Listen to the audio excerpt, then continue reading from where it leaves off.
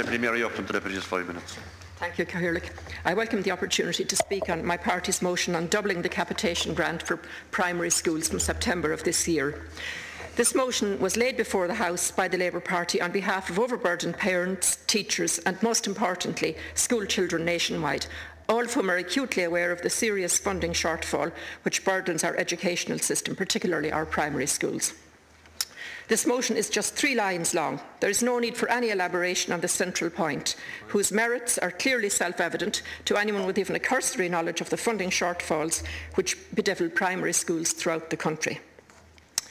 The Government makes much of the fact that the capitation fee has increased since 2001, but so too have energy and service charges, wages, inflation, insurance costs, maintenance and so on. These additional costs have more than eaten into any increase in the capitation grant before you even consider any outlays needed for computers or interactive whiteboards. Today, almost 3/4 of parents are asked for a voluntary contribution for their children's school, according to a survey carried out by the Irish Primary Principals Network and the National Parents Council. Primary school education is free in theory only, with the vast majority of parents having to fund their child's school through one means or another. The need for the parental contributions is clear. The capitation grant per child just simply does not cover school running costs.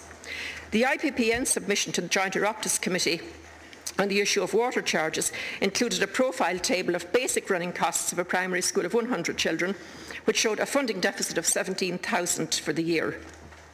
In response to my party colleague Rory Quinn, the Minister attempted to discredit the survey by claiming that it was based on only 5 schools and so its results were not representative.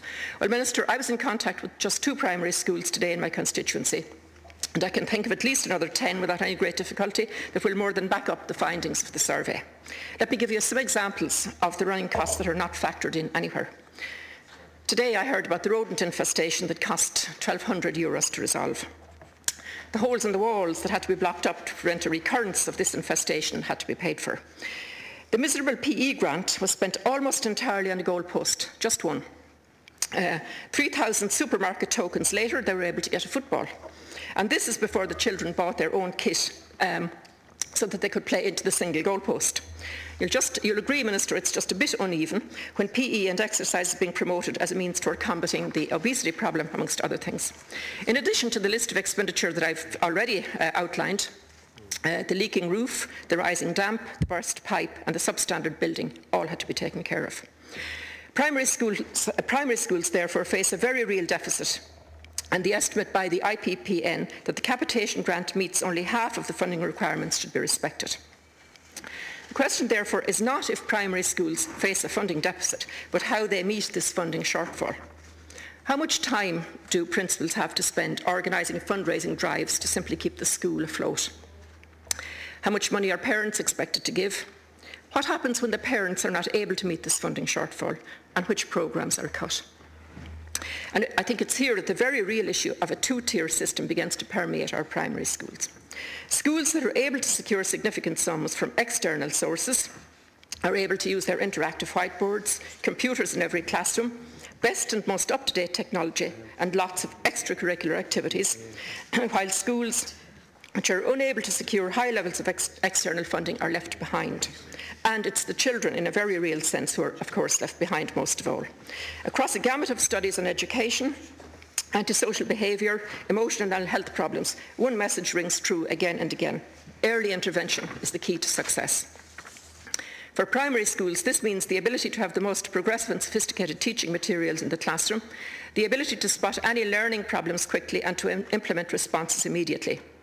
Provision of a wide range of physical education activities to make sure every child is engaged in getting exercise to keep them fit and healthy.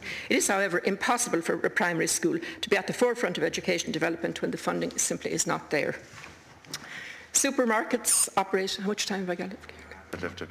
Thank you. Supermarkets operate voucher systems that I mentioned already for computers or sports equipment, and parents feel obliged to visit these shops. The system should not operate this way, where private business offers school supplies in return for parents using their service. Primary school education should be a level playing field where every child, regardless of circumstance, has the same educational, mental and physical opportunities. Investing in our children is long-term planning, which will in time help to tackle antisocial behaviour, promote Ireland as a knowledge economy, tackle obesity and improve our nation's health. I therefore commend this motion to the House and urge every government deputy to back the Labour Party's call for a doubling of the capitation grant for primary schools.